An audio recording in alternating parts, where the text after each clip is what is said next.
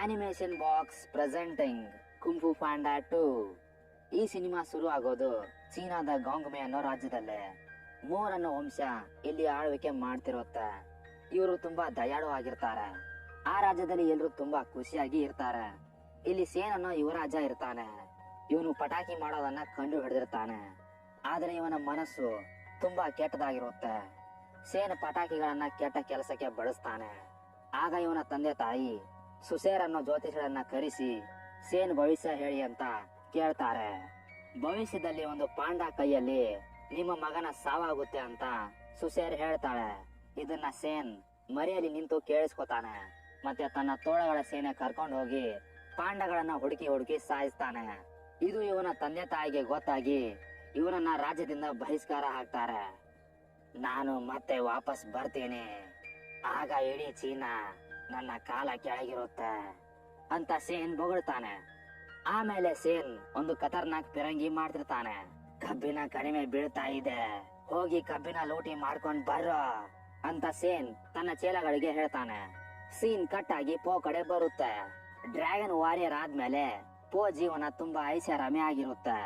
Master Seepu ಪೋನ ಕರೆಸಿ ಕುಂಪು ಕೊನೆ stage ಅನ್ನ ಕಲಿಸ್ತಾರೆ. ಅಂದ್ರುನಿ ಶಕ್ತಿಯನ್ನ ಪಡ್ಕೊಳ್ಳೋದೆ ಕುಂಪುನ ಕೊನೆ ಸ್ಟೇಜ್. ಅಂದ್ರುನಿ ಶಕ್ತಿ ಪಡ್ಕೊಳ್ಳೋಕೆ ತುಂಬಾ ಧ್ಯಾನ ಮಾಡ್ಬೇಕು ಅಂತ ಸೀಪು ಹೇಳ್ತಾರೆ. ಈ ಕಡೆ ಸೇನ ತೋಳಗಳು ಊರ ಮೇಲೆ ದಾಳಿ ಮಾಡಿ ಕಬ್ಬಿನ ಲೂಟಿ ಮಾಡ್ತಿರ್ತಾರೆ. ಪೋ ಮತ್ತೆ ಪ್ಯೂರಿಯಸ್ ಸ್ಪೈ ಅವರನ್ನ ನಿಲ್ಸೋಕೆ ಬರ್ತಾರೆ. ಅವರ ನಡುವೆ ಫೈಟ್ ಆಗುತ್ತೆ. ಆ ತೋಳಗಳ ಭುಜದ ಮೇಲೆ ಒಂದು ಚಿಹ್ನೆ ಇರುತ್ತೆ.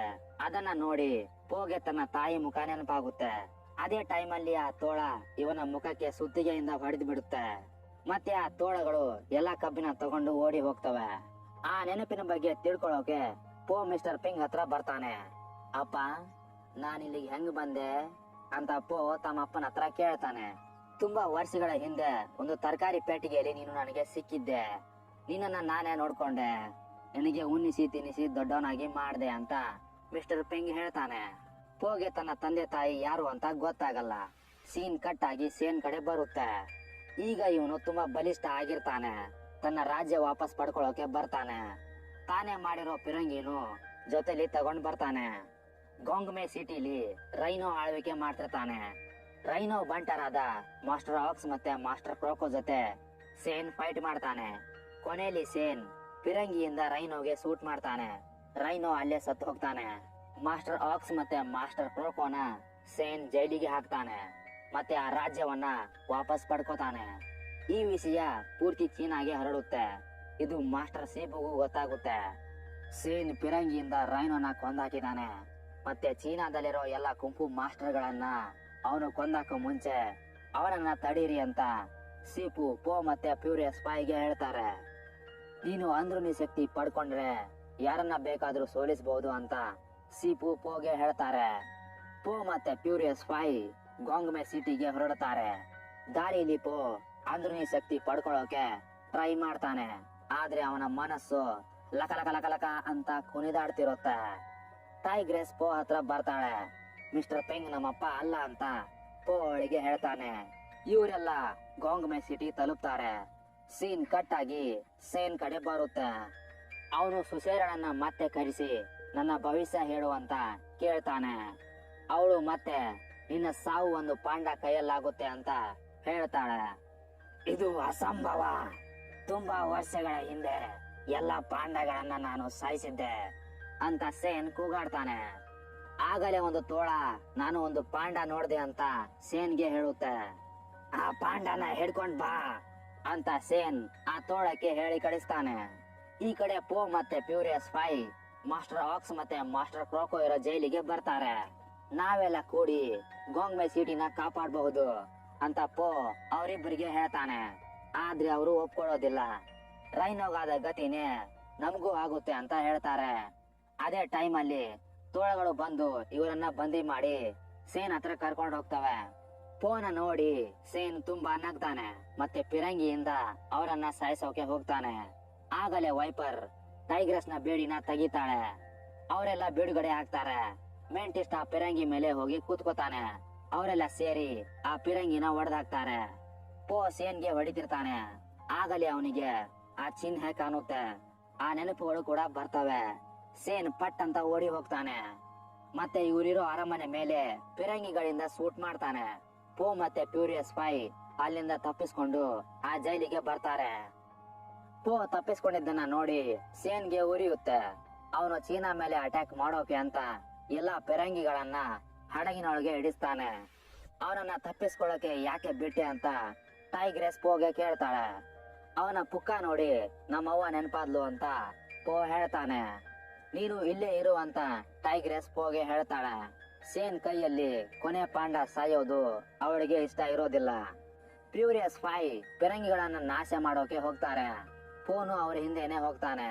ಅಲ್ಲಿ ತೋಳಗಳು ಮತ್ತೆ ಇವರ ನಡುವೆ ಫೈಟ್ ಆಗುತ್ತೆ. ನನ್ನ ತಂದೆ ತಾಯಿಗೆ ಏನು ಮಾಡ್ದೆ ಅಂತ ಪೋ ಸೇನ್ಗೆ ಕೇಳ್ತಾನೆ. ಅವರಿಗೆ ನೀನು ಬೇಕಾಗಿರ್ಲಿಲ್ಲ ಅಂತ ಸೇನ್ ಸುಳ್ಳು ಹೇಳಿ ಫಿರಂಗಿಯಿಂದ ಅವನಿಗೆ ಶೂಟ್ ಮಾಡ್ತಾನೆ. ಪೋ ಹಾರಿ ಹೋಗಿ ಒಂದು ನದಿ ಒಳಗೆ ಬೀಳ್ತಾನೆ. ಅವನು ತೇಲುತ್ತಾ ಹೋಗ್ತಿರ್ತಾನೆ. ಸುಸೇರ್ ಇವನನ್ನ ಕಾಪಾಡ್ತಾಳೆ. ಮತ್ತೆ ಇವನ ಗಾಯಗಳಿಗೆ ಚಿಕಿತ್ಸೆ ಕೊಡ್ತಾಳೆ. ಇದೇ ನೀನು ಹುಟ್ಟಿದ ಜಾಗ, ಮತ್ತೆ ಇಲ್ಲಿ ನಿನ್ನ ಪಾಂಡಗಳ ಪರಿವಾರ ಇತ್ತು ಅಂತ ಸುಸೇರ್ ಪೋಗೆ ಹೇಳ್ತಾಳೆ. ಪೋಗು ಎಲ್ಲ ನೆನಪಾಗುತ್ತೆ. ಹೇಗೆ ಸೇನ್ ಎಲ್ಲ ಪಾಂಡಗಳನ್ನ ಕೊಂದ್ ಹಾಕ್ದ ಅನ್ನೋದು ಕೂಡ ನೆನಪಾಗುತ್ತೆ. ಪೋ ತನ್ನ ಮನಸ್ಸನ್ನ ಕಂಟ್ರೋಲ್ ಮಾಡ್ತಾನೆ. ಮತ್ತೆ ಅಂದ್ರೂನಿ ಶಕ್ತಿ ಪಡ್ಕೊಳ್ಳೋದ್ರಲ್ಲಿ ಸಫಲ ಆಗ್ತಾನೆ. ಸೀನ್ ಕಟ್ ಆಗಿ ಸೇನ್ ಕಡೆ ಬರುತ್ತೆ. ಫ್ಯೂರಿಯಸ್ 5 ಅವನು ಕಟ್ಟಿ ಹಾಕಿರ್ತಾನೆ. ಪೋ ಸತ್ತು ಹೋಗಿದ್ದಾನೆ ಅಂತ ಫ್ಯೂರಿಯಸ್ 5 ತಿಳ್ಕೊಂಡಿರ್ತಾರೆ.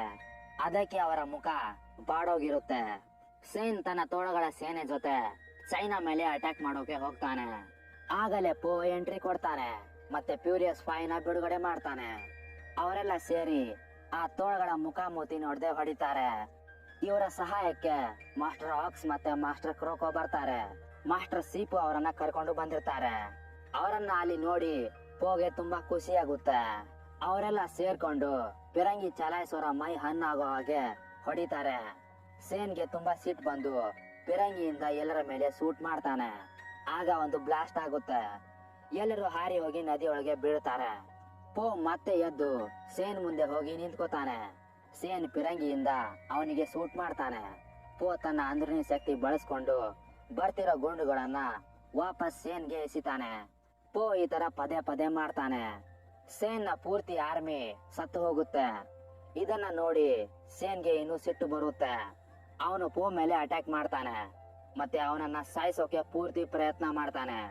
ಆದ್ರೆ ಪೋ ಅವನಿಂದ ತಪ್ಪಿಸ್ಕೋತಿರ್ತಾನೆ. ಫಿರಂಗಿಗೆ ಕಟ್ಟಿರೋ ಹಗ್ಗ ಸೇನ್ ಕೈಯಿಂದ ಕಟ್ ಆಗುತ್ತೆ. ಆ ಫಿರಂಗಿ ಸೇನ್ ಮೇಲೆ ಬೀಳುತ್ತೆ. ಮತ್ತೆ ಒಂದು ದೊಡ್ಡ ಬ್ಲಾಸ್ಟ್ ಆಗುತ್ತೆ. ಅದ್ರಲ್ಲಿ ಸೇನ್ ಸತ್ತೋಗ್ತಾನೆ. ಪೋ ನದಿಯೊಳಗೆ ಜಂಪ್ ಮಾಡಿರ್ತಾನೆ.